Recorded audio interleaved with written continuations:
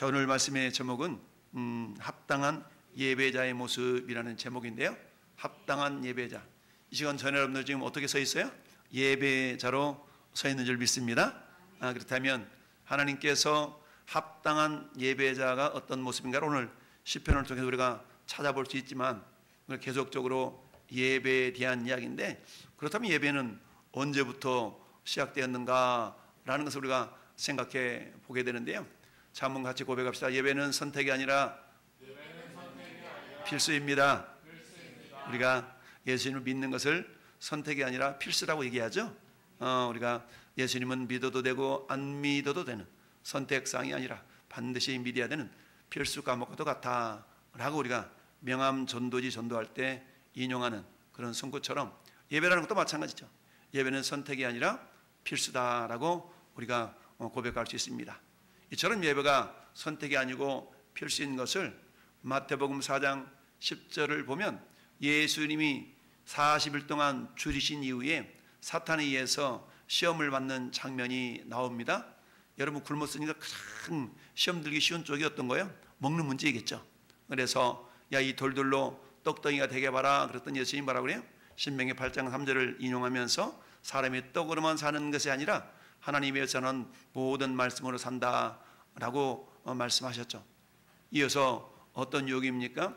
이제는 저 높은 데서 데리고 올라가가지고 나한테 절하고 경배하면 이 모든 것 죽게 라는 그런 유혹을 할 때 주 너 하나님께 경배하고 다만 그를 섬기라 라고 신명기 6장 13절을 인용하는 그런 모습으로 마귀 사탄의 유혹을 이긴 것을 봅니다. 오늘날도 마귀 사탄은 우리의 믿음을 유혹하고 시험에 들도록 유혹하는 이런 삶을 이끌어가고 있는데요. 그럴 때마다 우리가 속아 넘어가지 않고 승리하는 비결은 뭐예요? 그건 마치 에베소서 6장 성령의 검 곧 하나님의 말씀을 가지라. 하나님의 전신갑주는 우리를 보호하는 그런 어떤 도구들이죠. 근데 그 도구들 가운데 우리가 공격용 무기가 있는데 성령의 검이죠. 그 성령의 검이 뭐예요? 곧 하나님의 말씀이다 라고 그랬습니다. 따라서 저는 여러분들 철저하게 말씀으로 무장해서 먼저는 우리 자신을 이겨야 되겠고, 둘째는 사탄의 모든 공격들을 이겨낼 수가 있어야 된다라는 이야기입니다. 자, 그렇습니다. 그것은 또한 모든 피조물들을 향한 명령이다라는 걸 우리가 알아야 됩니다. 모든 사람은 하나님을 예배할 책임이 있다. 즉 우리 예수님께서 인용하신 말씀이 뭐예요? 하나님께 경배하고 다만 그를 섬기라. 이 말씀을 두 글자로 예배라는 단어로 표현할 수가 있는 것이죠. 이것은 사탄을 향한 명령이기도 하지만 온 인류를 향한 주님의 명령이기도 하다라는 얘기입니다. 따라서 모든 사람은 하나님을 예배할 뭐가 있다? 책임이 있다. 또는 권리가 있다 라고 우리가 고백할 수가 있겠죠. 따라서 참된 예배의 기초, 참된 예배의 근거는 어디서 오는가라고 우리가 생각해 볼 때 구속, 다른 말로 하면 구원이라고 말할 수가 있습니다. 죄인이었던 저나 여러분들, 하나님이 예수 그리스도의 보혈로 우리를 구원해내셨죠. 이처럼 하나님이 저나 여러분들을 예수님의 보혈로 구원해내신 그 구원의 궁극적인 목적이 뭔가 라는 것을 생각해 본다면 우리를 천국 가도록 하게 한 것이 아니다. 그것은 결과론적인 거고요. 결국은 에덴 동산에서 하나님이 아담과 하와를 부르시고 그들과 교제하면서 영원한 삶, 영생을 누리는 그런 공간으로 에덴을 창조하셨지만 결국 사탄에 의해서 죄가 들어오게 되며 결국 영생이 깨어지는 그런 모습을 보게 됩니다. 결국 에덴 동산은 예배 현장이었지만 자, 이런 것들이 깨어지고 말았죠. 결국 죄인 구원의 최고의 목표는 하나님의 영광을 영원히 나타내는 것이다 라고 말할 수가 있는데요. 우리 말씀을 다시 한번 보면 마귀가 또 그를 데리고 지극히 높은 산으로 가서 천하 만국과 그 영광을 보여 이르되 만일 내게 엎드려 경배하면 이 모든 것을 너한테 주겠다라고 유혹을 하죠. 여러분, 마귀는 지금도 오늘날에도 이런 유혹들을 많이 합니다. 이거 내가 다 줄게. 단지 주일날 교회 가지 말고 내 말대로 해. 이런 유혹의 거리들이 얼마나 많습니까? 그 우리는 타협하고 싶은 경우가 많이 있죠. 하나님 이번만, 한 번만. 여러분, 마귀는 우리에게 여러 번을 요구하지 않습니다. 딱 한 번만이라고 이야기하죠. 근데 문제는 어때요? 한 번이 두 번 되고 두 번이 세 번 될 수밖에 없다. 어린아이들이 엄마 아빠에게 때를 쓸 때 딱 한 번만, 딱 한 번만 이렇게 얘기하지만 그 딱 한 번으로 멈춰지는 것은 거의 없죠. 자, 이런 것처럼 예수께서 말씀하시되 사탄아 물러가라 기록되었으되 주 너희 하나님께 경배하고 다만 그를 섬기라 라고 말씀했는데요. 그러면 신명기 6장 13절이 뭘까요? 읽어봅니다. 내 하나님 여호와를 경외하며 그를 섬기며 그의 이름으로 맹세할 것이니라. 아멘. 한마디로 말하면 하나님을 예배하라, 경배하라 라는 내용이었죠. 이처럼 하나님 우리를, 죽었던 우리를 살리시고 구원해내셨어요. 그래서 예배의 기초, 예배의 근거는 뭔가? 구원, 구속이라고 그랬어요.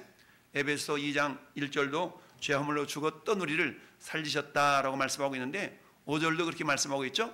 허물로 죽은 우리를 그리스도와 함께 살리셨고 너희는 은혜로 구원을 받은 것이다. 또 함께 일으키사 그리스도 예수 안에서 함께 하늘에 앉히시니. 여러분, 우리 신분적으로 이미 하나님 나라의 천국 백성이요 천국 시민이잖아요. 그러니까 우리 신분적으로 이미 어디 있어요? 우리 저 하늘나라에 있는 거죠. 함께 앉히시니 이는 목적이죠. 그리스도 예수 안에서 우리에게 자비하심으로써 그 은혜의 지극히 풍성함을 오는 여러 세대에 나타내려 하심이니라. 아멘. 그렇습니다. 하나님을 예배하는 가운데 그 하나님의 위대하심, 은혜의 풍성하심을 드러내는 것이 우리를 구원하신 목적 중에 한 가지다 라고 말씀하고 있습니다. 같이 읽어볼까요? 시작. 물론 예배는 하나님의 영광을 크게 나타낼 뿐 아니라 우리에게 합당한 반응입니다. 그러므로 구속이라는 거대한 계획 안에서 그 중요한 일들 중에 하나가 바로 죄인들을 예배자로 변화시키는 것입니다. 우리가 구원에 있어서 가장 중요한 동기는 우리가 어떤 것을 받기 위함이 아니라 하나님이 예배를 받기 위해서이며 우리의 삶이 하나님의 영화롭게 하기 위해서입니다. 우리가 받는 개인적인 축복은 그 중요한 목적을 이룬 것에 대한 하나님의 응답입니다. 아멘. 자, 우리는 그런데 거꾸로 사는 경우가 많죠.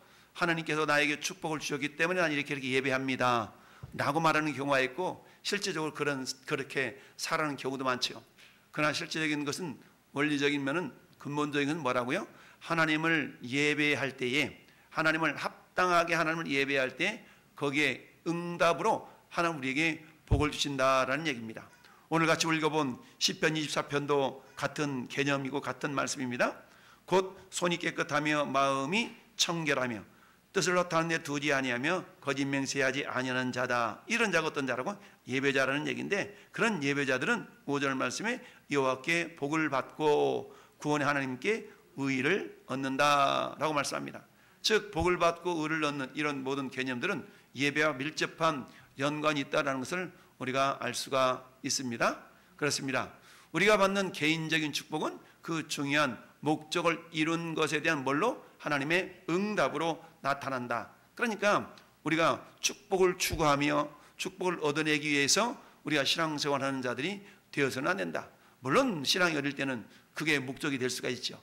그러나 우리가 믿음이 성장하면 성장할수록 그 목적은 뒤로 흘러가고 본래의 목적, 하나님을 예배하는 가운데 하나님과 어떤 깊은 사귐을 갖는 가운데 어때요? 저절로 그 열매로서 우리에게 복이 온다라는 사실입니다. 자, 그렇습니다. 자, 그래서 에베소 1장 5절 읽어볼까요?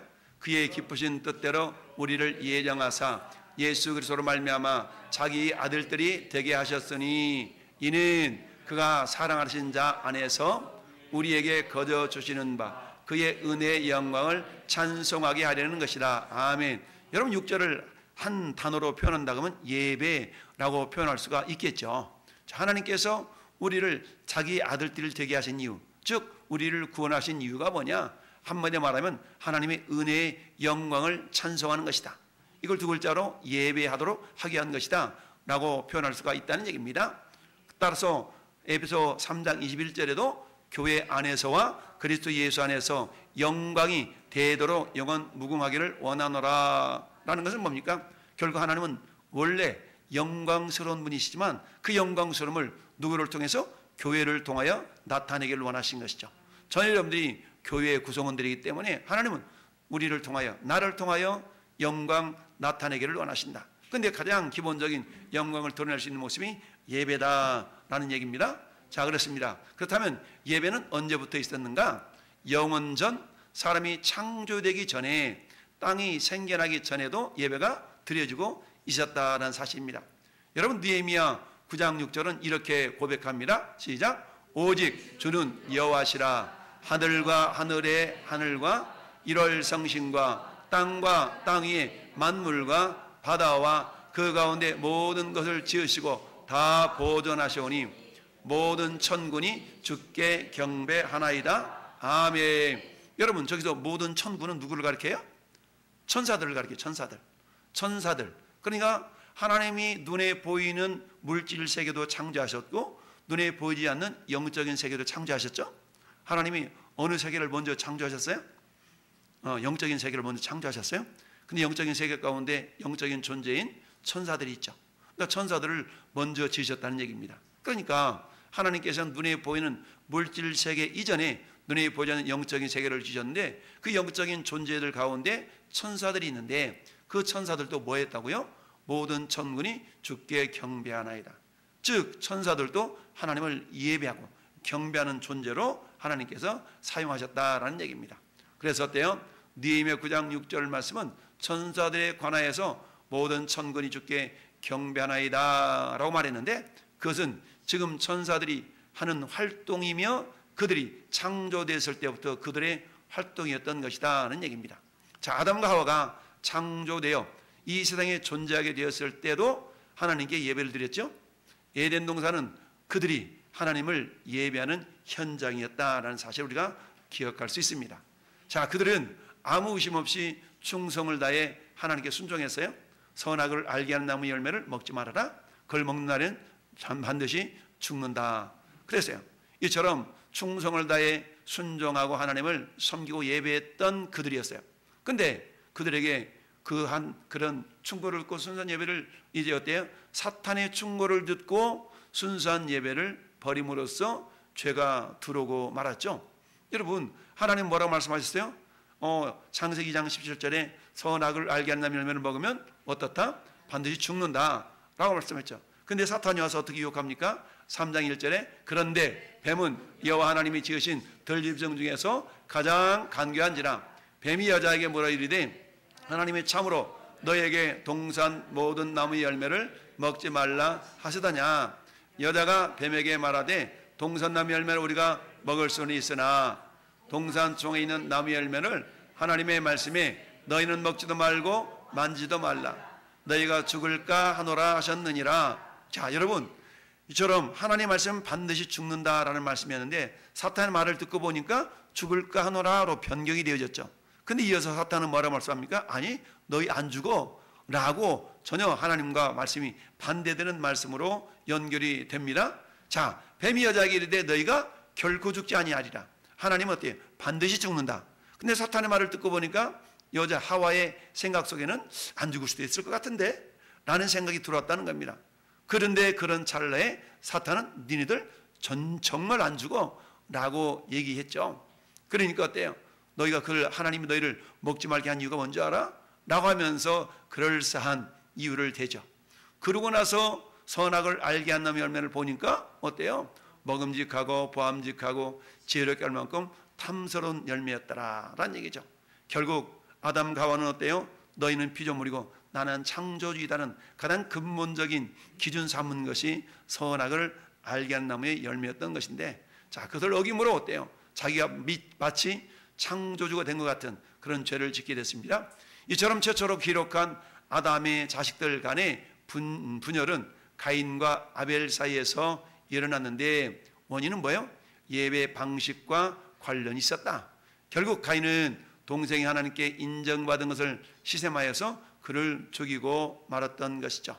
여러분, 아담과 하와가 예배에 실패한 자들이었지 않습니까? 그래서 성경에 기록되어 있지 않지만 아마 자녀 교육을 그렇게 했을 것 같아요. 얘들아, 하나님이 너희들을 예배자로 부를 때가 있는데 그때는 반드시 너희가 정말 준비한 예물을 가지고 하나님께 나가야 되는 알았지? 그러던 오늘 하나님이 가인과 아벨을 예배자로 불렀던 거 아니겠어요? 그때 맞아 엄마 아빠가 말씀하신 예물이 있어야지 라고 언제든지 예배를 드릴 수 있는 예물을 준비했던 아벨에 비해서 가인은 그게 준비되지 않았던 것이죠. 물론 이런 이야기는 없지만 성경은 히브리서 기자가 뭐라고 표현합니까? 믿음으로 예배를 드린 아벨, 믿음이 없이 드린 가인의 모습을 표현하고 있습니다. 이처럼 예배는 창조 이전에도 있었고, 그리고 에덴 동산에서 아담과 하와를 지을 때에도 있었다라는 얘기죠. 자, 그래서 여호와께서 가인에게 이르되 네가 분하여하면 어찌 됨이며 안색이 변하면 어찌 됨이냐. 결국 어때요? 네가 선을 행하면 어찌 낯을 들지 못하겠느냐. 선을 행하지 아니하면 죄가 문에 엎드려 있느니라. 저가 너를 원하나 너는 죄를 다스릴지니라. 여러분, 죄는요 오늘날도 여지없이 우리를 뭐 하려고 그래요? 문에 엎드러져 있다는 얘기는 뭡니까? 언제든지 우리를 넘어뜨리려고 하는 준비가 되어져 있다는 얘기죠. 그럴 때 성경 뭐라 말씀하세요? 죄가 너를 원하나 너는 죄를 어떻게 해라? 다스려라. 여러분, 우리 힘으로 죄를 이길 수는 없지만 이미 승리하신 주님의 권세로, 주님의 능력으로, 예수 이름의 권세로 우리는 죄를 이겨낼 수 있는 줄 믿습니다. 결국 가인이 최초의 살인을 저지르게 된 장면을 우리가 알 수가 있죠. 자, 그렇습니다. 구약 성경에서의 구원의 목적이 뭐냐? 구약 성경의 구원의 목적, 여러분, 구원의 대표적인 모습이 뭡니까? 출애굽 사건이죠. 이처럼 구약 성경에서 구원을 가장 선명히 보여주는 그런 이해가 출애굽 사건입니다. 애굽에서 해방된 후에 그 온 민족이 40여 년 동안 시내 광야에서 방황하다가 결국 출애굽 1세대는 어때요? 다 광야에서 죽어갔죠. 자, 그들은 구원받은 후에 하나님께 제대로 예배를 드리지 못했기 때문에 결국 다 광야에서 어그러졌다는 얘기죠. 자, 하나님의 길보다 자신들의 길을 따랐고 그것은 곧 사망의 길로 입증이 되었다는 얘기죠. 이런 영적인 원리는 오늘날이라고 크게 다를 바가 없습니다. 우리는 예수님을 믿고 하나님의 자녀들이 되었지만, 자, 우리가 그런 얘기하지 않습니까? 예배에 성공하면 인생에 성공한다. 예배에 실패하면 인생이 실패한다. 라는 그런 고백들을 우리가 하곤 합니다. 그렇다면 우리는 어때요? 이 시간 우리가 예배자들로 주님 앞에 서 있는데 우리는 어때요? 성공적인 예배. 물론 예배를 성공했다, 실패했다라고 표현하는 말 자체가 하나님 앞에 불순한 표현일 수도 있어요. 그러나 어떻습니까? 우리가 드리는 예배를 하나님이 받으심직한 예배가 되기 위해서는 오늘 함께 읽어본 시편 24편의 말씀 우리가 잘 묵상하면 되겠죠. 손이 깨끗하다는 얘기는 뭡니까? 죄로부터 멀리 있다라는 의미겠고요. 마음이 청결하다는 얘기는 뭡니까? 날마다 주님의 보혈을 의지하여서 우리 마음이 회개의 마음으로 주님을 닮아가고자 하는 그런 소망이 있는 것 아니겠습니까? 뜻을 허탄한 데 두지 않는다. 이건 뭡니까? 주님이 나를 통하 이루시기를 원하는 하나님의 뜻을 구하는 그런 삶을 사는 자들이며, 거짓 맹세하지 아니하는 자로다. 거짓 맹세하는 건 결국 뭡니까? 죄를 범죄하는 것인데, 이런 것으로부터 멀어진 자, 이런 자들을 하나님께서는 복을 주신다. 다른 말로 말하면 이러한 모습을 가지고 있는 자가 결국 하나님을 예배하는 자다라고 말씀할 수가 있죠. 자, 그렇습니다. 이스라엘 백성들은 구원받은 이후에 하나님을 온전하게 예배하지 못했다는 얘기죠.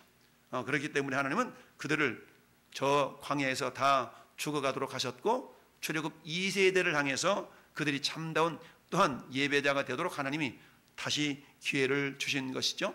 마침내 그 다음 세대가 약속의 땅에 들어가기 전에 모세는 첫 열매를 하나님께 드리도록 지시했다는 얘기죠.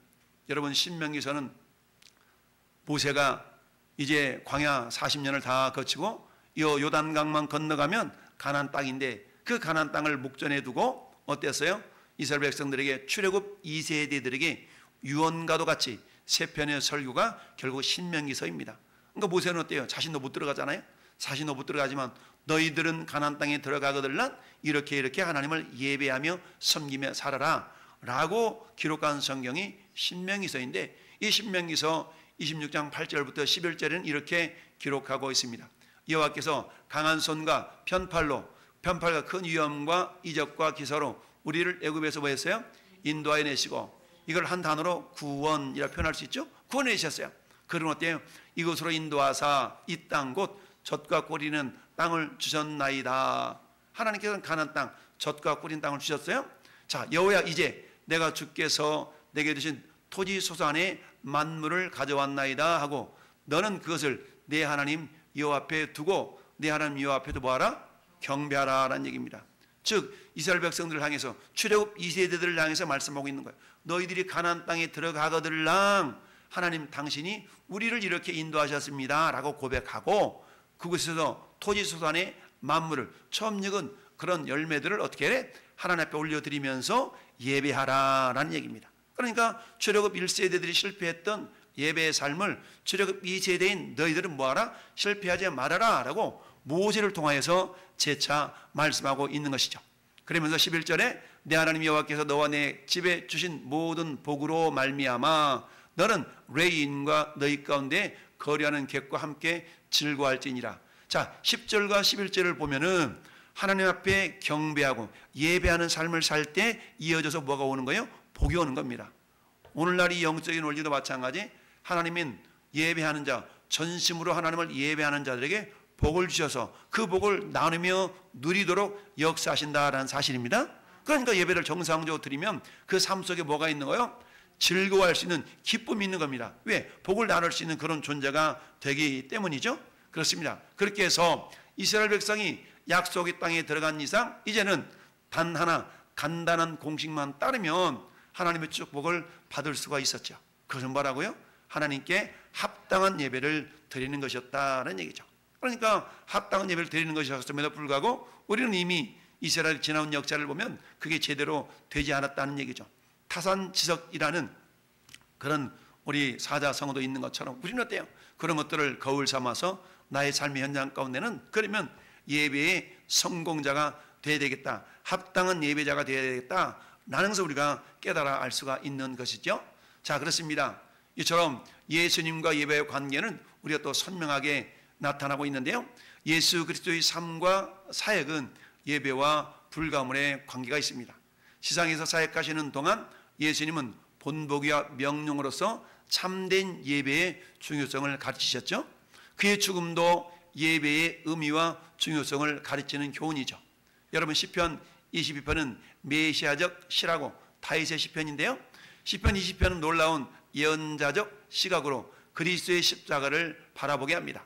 그것은 십자가 위에서 하신 유명한 가상 7원의 말씀 가운데서 한 말씀으로 이렇게 나타나고 있는데요, 22장 1절은 이렇게 고백합니다. 시작. 내 하나님이여 내 하나님이여 어찌 나를 버리셨나이까? 어찌 나를 멀리하여 돕지 아니하시오며 내 신음소리를 듣지 아니하시나이까? 여러분, 가상 7원 가운데 엘리 라마 사박다니라는 말이 저 말씀 시편 22편 1절을 인용한 말씀이죠.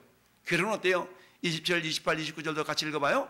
땅의 모든 끝이 여호와를 기억하고 돌아오며 모든 나라의 모든 족속이 주 앞에 반다 예배하리니 나라는 여호와의 것이요 여호와는 모든 나라의 주제이심이로다. 세상의 모든 풍성한 자가 먹고 뭐 할까요? 경배할 것이요 진토 속으로 내려가는 자 곧 자기 영혼을 살리지 못할 자도 다 그 앞에 절하리로다. 아멘. 결국 다윗은 시편 22편 메시아적 시를 통하여서 어때요? 모든 존재들이 결국 하나님을 기억하고 하나님 앞에 예배하기 위한 그런 존재 목적이 있다라는 것을 표현해주고 있는데요, 이처럼 시편 22편은 놀라운 예언자적 시각으로 그리스도의 십자가를 우리가 바라보게 하는데요, 자, 이처럼 우리를 구원하신 그리스도의 죽음에 대한 합당한 반응이 뭐라고요? 참된 예배다라는 얘기죠. 그러니까 주님이 우리를 위해서 죽으셨어요. 왜 죽었어요?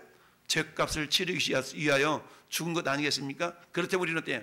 주님의 보혈의 능력으로 이미 죄 사함 받고 하나님의 자녀가 되기 때문에 거기에 합당한 어떤 예배를 드리는 자가 되어져야 된다라는 이야기죠. 자, 그러면 예배는 언제까지 이루어져야 될 것인가? 그 예배는 영원히 예배하는 존재다. 자, 신약성경에서 계속 예배라는 주제를 따라가다 보면 요한계시록까지 이르게 되는데요, 거기서 우리는 하나님에 대한 영원하고 우주적인 예배를 발견할 수가 있습니다. 요한은 마지막 환상 속에서 거듭 예배 행위에 대한 초점을 맞추고 있는데요, 5장, 11장, 14장, 15장, 19장, 22장에 이르기까지 예배에 대한 서술로 이렇게 표현하고 있는 것을 봅니다. 하나님을 예배하는 것이 성경의 주제이고 영원한 주제이며 구원의 역사의 주제인 것을 우리에게 알려주고 있는데요, 자, 우리가 쭉 한번 보면 계시록 5장 13절 시작. 내가 또 드리니 하늘 예와 땅 예와 땅 아래와 바다 예와 또 그 가운데 모든 피조물이 이르되 보좌에 앉으신 이와 어린 양에게 찬송과 존귀와 영광과 권능을 세세토록 돌릴지어다. 할렐루야. 이게 어떤 모습이에요? 예배의 모습이죠. 그러니까 예배하라는 겁니다. 그랬더니 생물들이, 천사들이 아멘 하고 장로들은 엎드려 뭐 했다? 예배했다. 경배했다는 얘기죠. 11장 15절 16절 17절도 일곱째 천사가 나팔을 불매 하늘에 큰 음성이 나서 이르되 세상 나라가 우리 주와 그리스도의 나라가 되어 그가 세세토록 왕노릇하리로다 하니 16절 읽어봐요. 하나님 앞에서 자기 보좌에 앉아있던 24 장로가 엎드려 얼굴을 대고 땅에 대고 하나님께 어떻게 하며 경배하며 이르되 감사옵나니 옛적에도 계셨고 지금도 계신 주 하나님 곧 전능하신 이여 천하 친히 큰 권능을 잡으시고 왕노릇 하시도다. 주님의 위대하심을 선포하는 그런 예배의 모습이 11장에도 나타나 있고요. 14장에도 또 내가 보니 천사가 다른 천사가 공중에 날아가는데 땅에 거주하는 자들 곧 모든 민족과 종족과 방언과 백성에게 전할 영원한 복음을 가졌더라. 그 복음이 뭐냐? 같이 실제 읽어봐요. 큰 음성으로 이르되 하나님을 두려워하며 그에게 영광을 돌리라. 이는 그의 심판의 시간이 이르렀음이니 하늘과 땅과 바다와 물들의 거론을 만드신 이를 뭐하라? 경배하라 하더라. 하나님을 예배하라, 경배하라는 얘기죠. 15장 4절도 주여 누가 주의 이름을 두려워하지 아니하며 영화롭게 하지 아니하오리까. 오직 주만 거룩합니다. 주의 의로우신 일이 나타났음에 만국이 와서 주께 뭐한다? 경배합니다.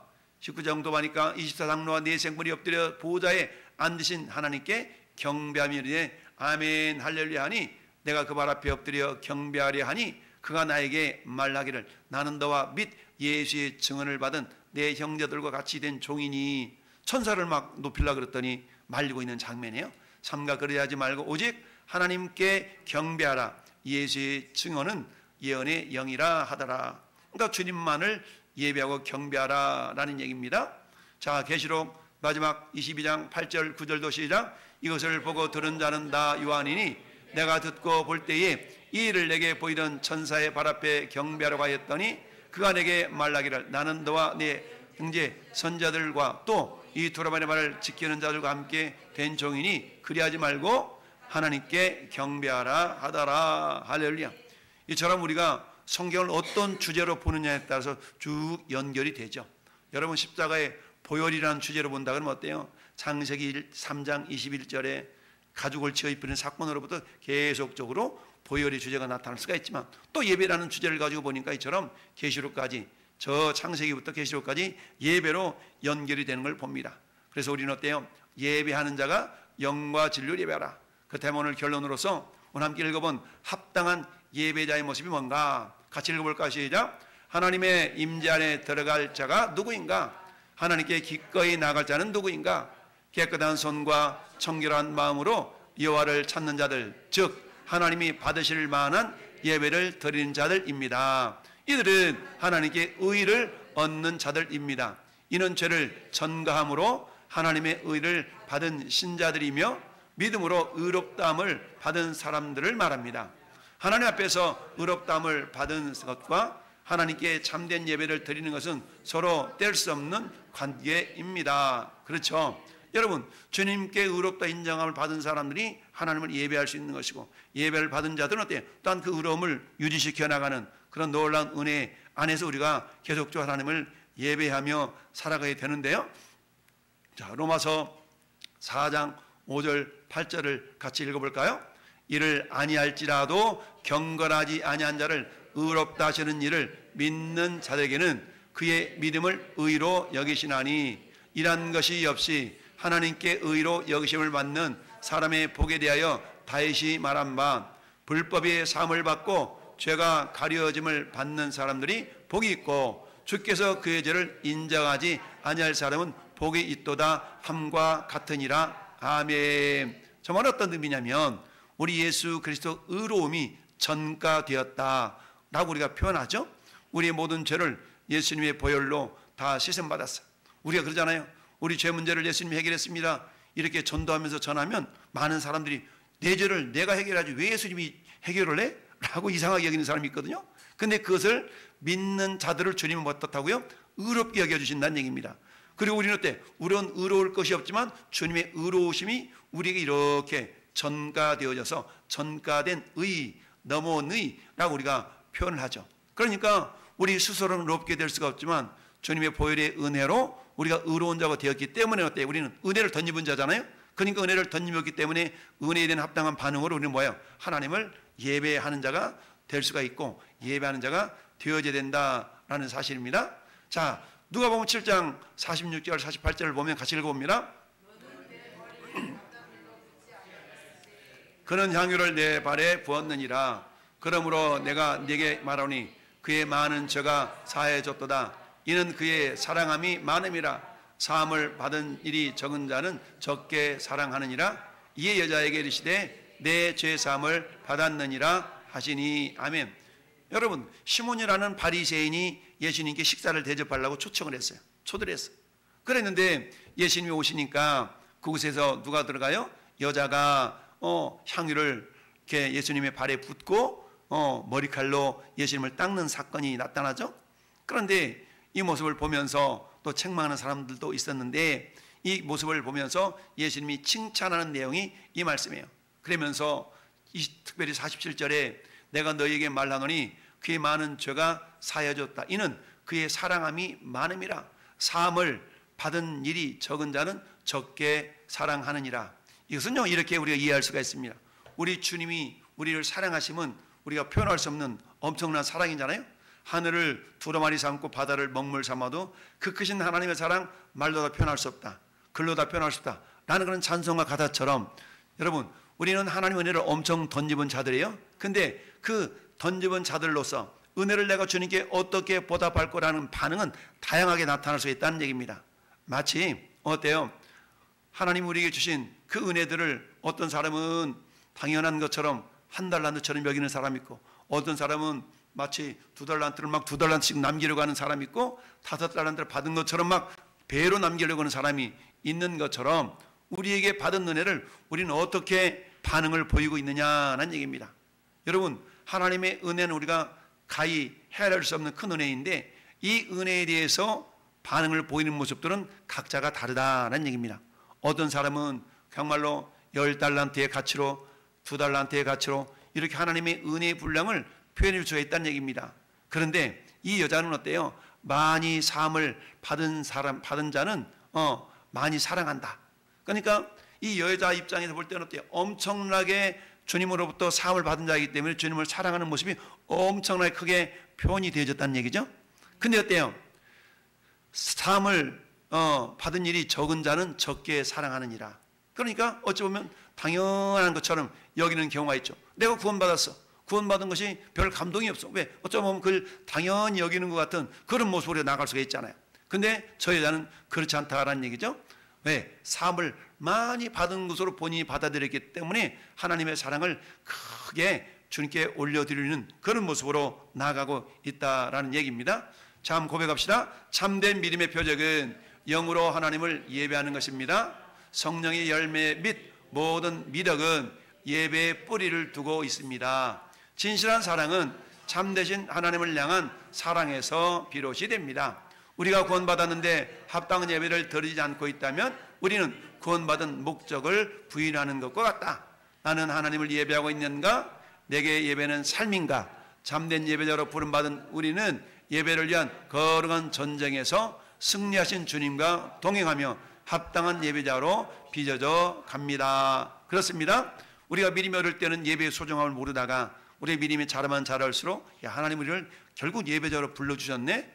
근데 그 예배자라는 관계, 하나님과 관계성은 뭡니까? 내가 구원받은 은혜를 기억하면 기억할수록 하나님을 사랑하는 모습으로 우리가 예배자로 서게 되고 그 결과로 하나님 우리에게 뭘 주세요? 복을 주신다는 얘기죠. 그리고 그 복을 함께 나눔으로 우리 삶 속에 기쁨과 즐거움이 함께 흘러가게 된다는 얘기죠. 그러면 거꾸로 돌아볼 수 있겠죠. 내 삶 속에 기쁨이 없어요?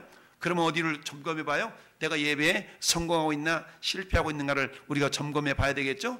내가 예배가 잘 되어지지 않아요? 그럼 그 전 단계 주님이 나를 사랑하는 사랑에 대한 은혜를 내가 망각하고 있는 건 아닌가? 그 전 단계로 돌아가 보면 된다는 얘기입니다. 내가 살아도 주를 위하고 죽어도 주를 위하나니 사나 죽으나 우리가 주님의 것임을 기억한다 그러면 우리 응당 하나님을 예배하는 이런 모습들이 당연하고 마땅하다. 근데 그 하나님을 찬양하고 예배하는 그 예배 모습이라는 건 결국 뭡니까? 주님께 받은 은혜를 기억하면 기억할수록 더 하나님 앞에 예배하는 삶을 살게 되어지고 그런 가운데 주님이 주신 복을 또 나누는 그런 삶으로 확장되어져 갈 수가 있다라는 얘기입니다. 따라서 진실한 사랑은 참되신 하나님을 향한 사랑에서 비롯된다라는 얘기죠. 여러분 요한일서 4장 7절 8절 우리 같이 한번 읽어보면 사랑하는 자들아 우리가 서로 사랑하자. 사랑은 하나님께 속한 것이니 하나님부터 나서 하나님을 알고 사랑하지 아니한 자는 하나님을 알지 못하나니 이는 하나님은 사랑이심이니라. 아멘. 여러분 우리가 서로 사랑할 수 있는 것도 먼저 무엇가 되어야 되냐면 하나님을 예배하는 가운데 흘러나오는 그 은혜로 서로 사랑할 수가 있는 것이죠. 근데 그 예배라는 것은 그 전 단계로 간다 그러면 뭐요? 나를 구원하신 구원의 은혜를 우리가 기억해야만이 그 은혜를 기억하는 가운데 예배자로 서게 되어지고 그 예배자로 온전하게 서는 자들에게 하나님은 복을 주셔서 그 복에 의해서 우리가 서로 사랑할 수 있는 그런 관계로 확장되어져 나가더라라는 얘기죠.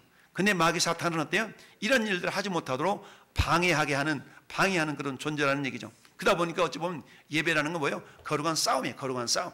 내가 하나님 앞에 온전한 예배자로 설 것인가 그렇지 않을 것이던가는 사탄의 어떤 유혹 속에서 우리가 어떤 싸움을 싸우면서 하나님을 예배할 것인가. 이 시간에 여러분들이 예배자로 나온 것도 어때요? 여러분 영적인 거룩한 싸움에서 승리했기 때문에 이 예배자로 있는 거예요. 할렐루야. 날도 더운데 그냥 에어컨 밑에서 그냥 시원한 음료수를 마시면서 그냥 영상으로 예배할 수도 있겠지만 굳이 어때요? 그런 자리를 박차고 이 자리에 나와서 함께 예배한다. 물론 영상으로라도 예배 드린다는 것이 귀하죠. 그런 어때 한 걸음 더 나가서 내가 현장에서 예배할 수 있다면 이 자체를 내가 이기고 나가서 예배하리라.